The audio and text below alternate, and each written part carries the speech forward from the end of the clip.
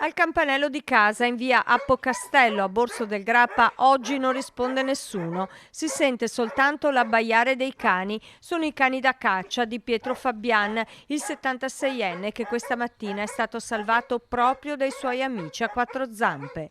Sono agitati, cercano il loro padrone che però è in ospedale. Tutto è successo in pochi minuti questa mattina. L'anziano stava lavorando dietro casa da solo quando è stato colpito da un malore improvviso che lo ha fatto cadere a terra.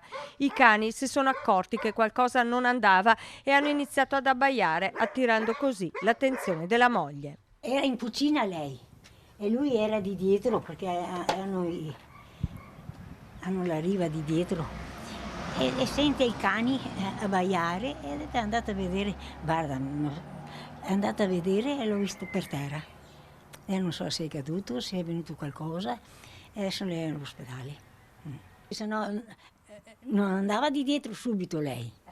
Ha sentito i cani abbaiare e è andata giù e l'ha trovato per terra.